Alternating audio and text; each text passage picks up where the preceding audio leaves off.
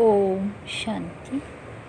आज 7 मई 2021 की बाबा की मधुर महावाक्य सुनते हैं। बाबा कहते, मीठे बच्चे, रावण ने तुम्हें बहुत पीड़ित किया है। अभी तुम भक्तों का रक्षक भगवान आया है तुम्हारी पीड़ा को दूर करने। प्रश्न, सपूत बच्चों की मुख्य 2 निशानियाँ सुनाओ। उत्तर, बाबा ने कहा, सपूत बच्चे सदा माता पिता को फॉलो कर तख्त नसीन बनेंगे, खूब पुरुषार्थ में लगे रहेंगे। 2, उनके बाप से दिल बहुत सच्ची होगी। सच्ची दिल वाले सदा श्रीमत पर चलेंगे। अगर अंदर में सच्चाई नहीं तो याद में रह नहीं सकते। गीत बजा है भोलानाथ से निराला। ओम शांति। मीठे मीठे बच्चों ने यह भक्ति मार्ग का गीत सुना। भक्तों इस गीत के अर्थ को नहीं जानते। तुम भगवान के बच्चे बने हो। भगवान रक्षक है भक्तों का। तुम भी रक्षक हो भक्तों के। भक्तों की रक्षा करते हो। कौन सी आफत है जो भगत रक्षा करने के लिए भगवान को बुलाते हैं। भक्तों को रावण का बहुत दुख है। रावण संप्रदाय पीड़ित है। रावण संप्रदाय पीड़ित है दुखों से। तो भोलानाथ को याद करते हैं। वे है रावण संप्रदाय, ये है राम संप्रदाय। भक्तों को ये पता ही नहीं कि हमारा रक्षक कौन है। भल गाते हैं भोलानाथ रक्षक है, परंतु क्या रक्षा करते हैं ये नहीं जानते। तुम बच्चे आप समझते हो कि भोलानाथ शिव बाबा ही बिगड़ी को बनाने वाला है। दुनिया को तो पता ही नहीं है कि भगवान किसको कहा जाता है। भगवान का पता हो तो फिर भगवान की रचना के आदि मध्य अंत का भी पता हो। ना भगवान को जानते ना रचना का पता है। इसलिए ऐसे मनुष्य संप्रदाय को ब्लाइंड फेथ कहा जाता है। दूसरी तरफ तुम हो जिनको दिव्य दृष्टि मिली है। अब तुम्हारा नाम ही है ब्रह्मा कुमार कुमारिया। बोर्ड पर भी नाम लगा हुआ है, ब्रह्मा कुमारी ईश्वरीय विश्वविद्यालय। श्री ब्रह्मा कुमारिया हो नहीं सकती। प्रजापिता ब्रह्मा है ना। पिता के पास बच्चे और बच्चियां दोनों होते हैं। प्रजापिता ब्रह्मा को ही इतने ढेर बच्चे हो सकते हैं, तो समझना चाहिए ये बेहद का पिता है। ये भी जानते हैं ब्रह्मा विष्णु शंकर को रचने वाला बाप ही है, जिसको निराकार कहा जाता है। ये हो गया बेहद का बाप। ये भी जानते हो परम पिता परमात्मा ब्रह्मा द्वारा रचना रचते हैं। इनकी सारी रचना है सब मनुष्य मात्र, वास्तव में शिव वंशी है। अभी तुम आकर प्रजापिता ब्रह्मा की संतान बने हो। ये है नई रचना। परम पिता परमात्मा ब्रह्मा द्वारा रचना रचते हैं, तो तुमको ब्रह्मा कुमार कुमारिया कहा जाता है। इतने बेहद के बच्चे हैं, जरूर बेहद का वर्षा लेते होंगे। बच्चे जानते हैं हम ब्रह्मा कुमार कुमारियों को शिव बाबा ने एडॉप्ट किया है। शिव बाबा कहते हैं तुम हमारे बच्चे हो। तुम आत्माएं भी निराकार थी, परंतु ज्ञान तो साकार में चाहिए। तुम जानते हो हम आदि सनातन देवी देवता धर्म के थे। ब्रह्मा द्वारा रचना यहाँ होती है। शिव जयंती भी यहाँ मनाई जाती है। यहाँ मगध देश में ही जन्म लिया है।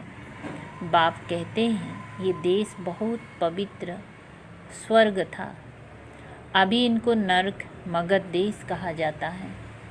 फिर स्वर्ग बनना है तुम बच्चों की बुद्धि में हैं। शिव बाबा हमको फिर से राजयोग सिखाए पवित्र बनाते हैं। गाते भी हैं पतित पावन भक्तों के रक्षक भगवान। भक्तों ही पुकारते हैं, पतित होते हुए भी अपने को पतित नहीं समझते हैं। बाप समझाते हैं तुम सभी पतित हो। पावन दुनिया सतयुग को, पतित दुनिया कलयुग को कहा जाता है। बाप तुम्हें सब राइट बताते हैं। लाखों बरस की तो कोई चीज़ होती नहीं। मनुष्य घूर अंधियारा में है, समझते हैं कलयुग तो अभी छोटा बच्चा है। और तुम जानते हो मौत सामने खड़ा है। अंधियारे और रोशनी का वर्णन संगम पर ही किया जाता। अब तुम घूर प्रकाश में आए हो। सतयुग में तुम ये वर्णन नहीं कर सकेंगे।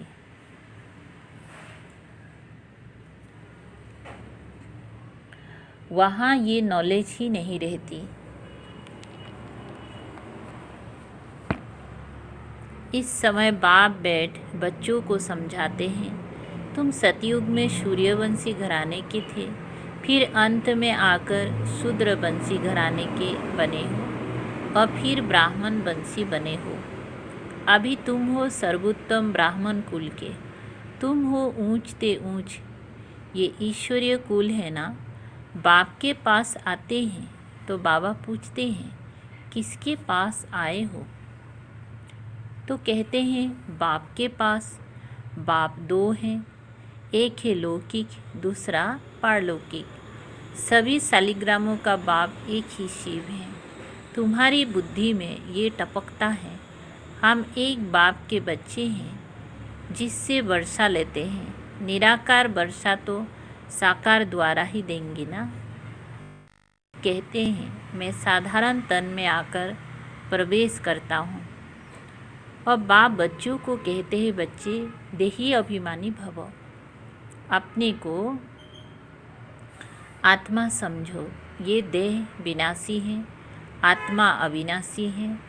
आत्मा को ही 84 जन्म लेने पड़ते हैं, ना कि देह को।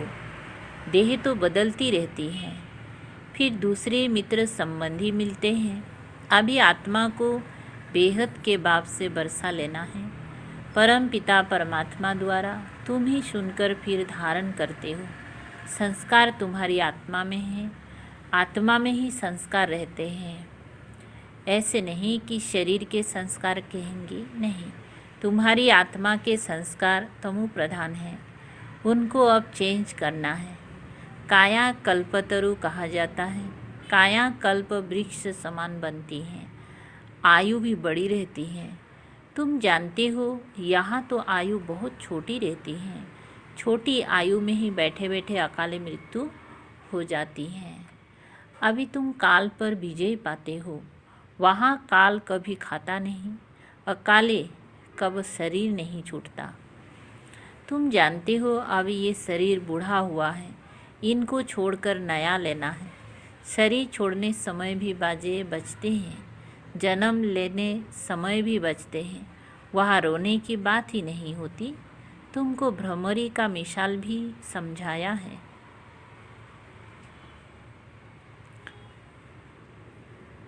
तुम हो ब्राह्मण ब्राह्मणिया, ब्राह्मणी और भ्रमरी राशि मिलती हैं। जो काम भ्रमरी करती हैं वही तुम भी करते हो। वंडर है ना। भ्रमरी का दृष्टांत कछुओं का, सर्प का, ये सब शास्त्र में है। सन्यासी आदि भी ये मिसाल देते हैं।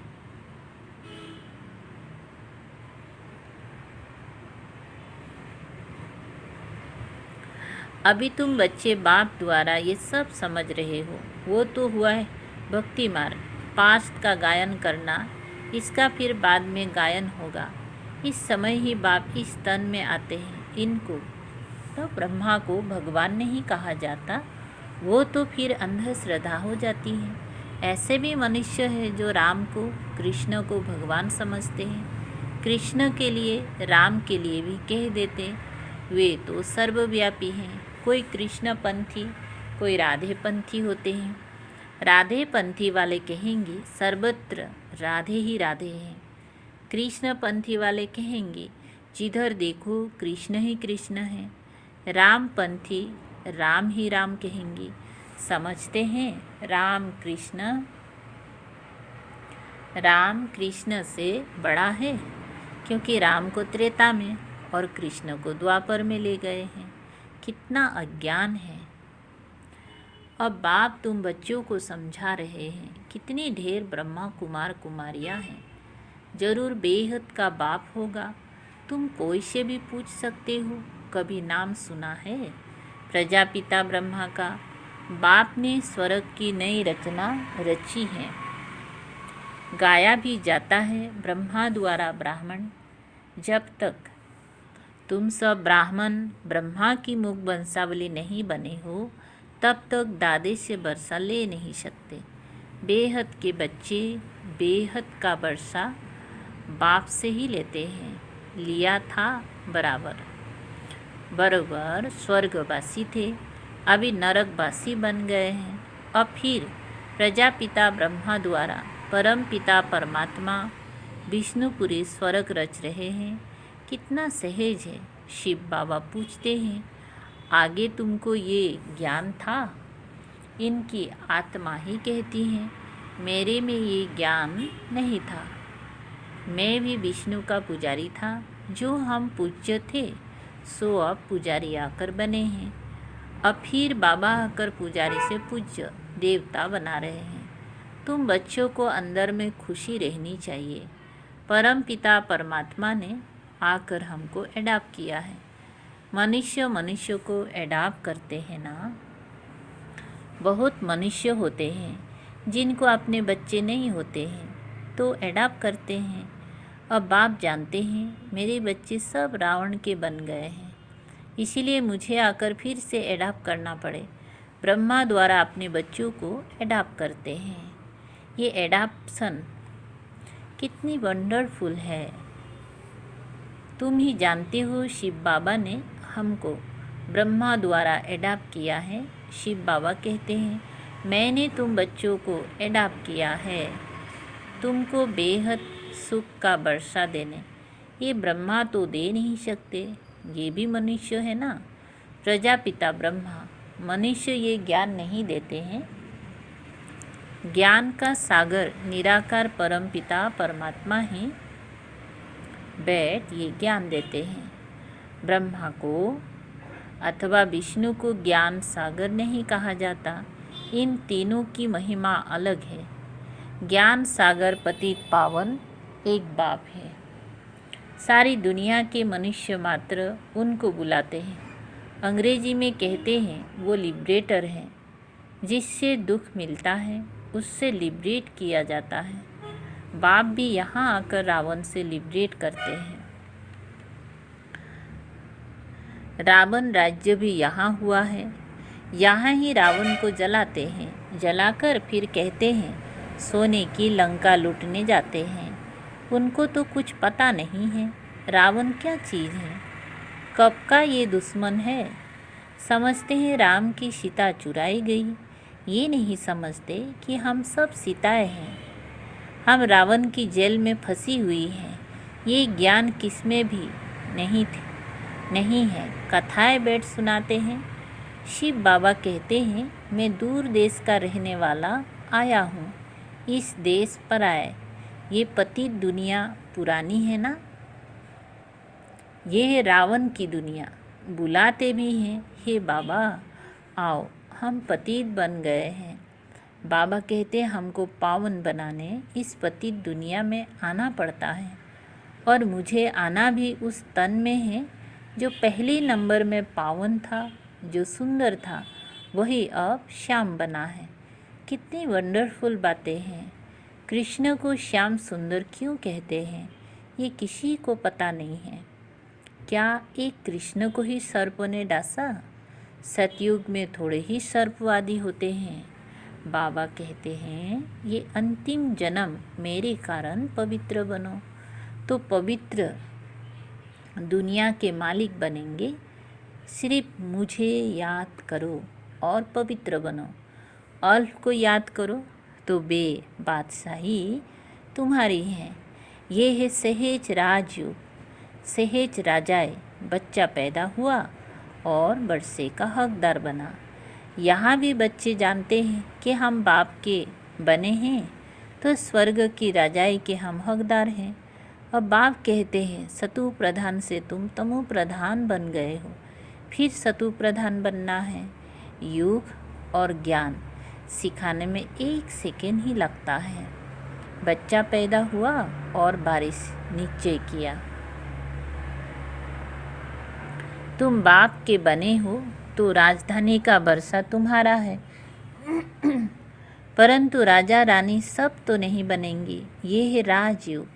राजा रानी प्रजा साहूकार गरीब सब चाहिए, इसीलिए रुद्रमाला भी बनी हुई है जो भक्ति मार्ग में जपते हैं। तुम जानते हो हम राजयोग सीखने आए हैं। माता पिता को फॉलो कर पहले पहले सूर्यवंशी चंद्रवंशी बनेंगी।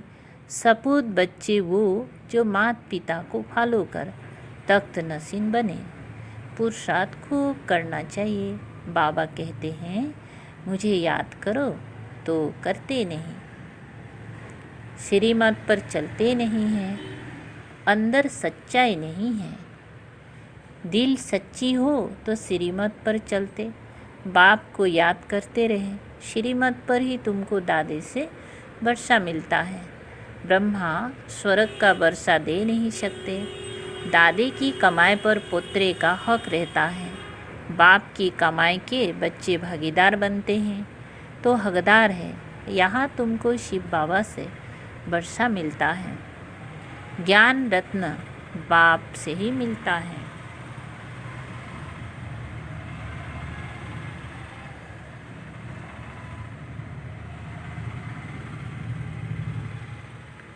तुम जानते हो हम ब्राह्मण ही सो फिर देवी देवता बनेंगे। जगत अम्बा कौन है? बाप समझाते हैं ये ब्राह्मणी थी, ज्ञान ज्ञानेश्वरी थी, फिर राज राजेश्वरी बनती हैं। तुम भी ऐसे बनते हो। अच्छा, मीठे मीठे सिकलधे बच्चों प्रति माता पिता बाप दादा का याद प्यार और गुड मॉर्निंग। रूहानी बाप की रूहानी बच्चों को नमस्ते। हम रूहानी बच्चों की रूहानी बाप दादा को याद प्यार गुड मॉर्निंग और नमस्ते नमस्ते। शुक्रिया बाबा, थैंक यू बाबा। अच्छा, धारणा के लिए सार है। 1 नंबर, आत्मा में जो तमो प्रधान के संस्कार है उन्हें याद के बल से चेंज करना है, सतु प्रधान बनना है। 2, देने के लिए सदा सपूत बच्चा बन श्रीमत पर चलना है। सच्चे बाप से सच्चा रहना है। माता पिता को पूरा फॉलो करना है। ज्ञान रत्नों का दान करते रहना है। आज का मीठा वरदान है बाबा के। सहयोग की शक्ति से और सहयोगियों को सहयोगी बनाने वाले बाप समान परोपकारी भव। विस्तार है। सहयोगियों के साथ सहयोगी बनना ये कोई महावीरता नहीं है, लेकिन जैसे बाप उपकारियों पर उपकार करते हैं ऐसे आप बच्चे भी बाप समान बनो। कोई कितना भी असहयोगी बने, आप अपनी सहयोग की शक्ति से और सहयोगी को सहयोगी बना दो।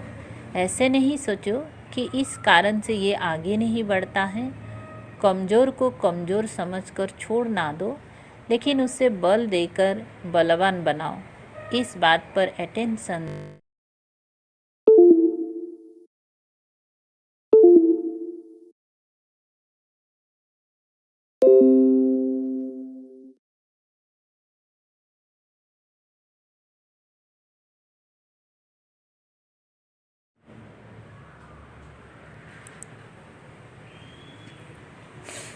क्या बता रहे थे? कमज़ोर को कमज़ोर समझकर छोड़ नहीं देना, लेकिन उसे बल देकर बलवान बनाओ। इस बात पर अटेंशन दो तो सर्विस के प्लेन्स रूपी जेवरों पर हीरे चमक जाएंगे, अर्थात सहज प्रत्यक्षता हो जाएंगे। स्लोगन: क्रोध का कारण है स्वार्थ व ईर्ष्या, यही चिड़चिड़ेपन की जड़ है, पहले इसे ही समाप्त करो। ओम शांति। शुक्रिया बाबा, थैंक यू बाबा।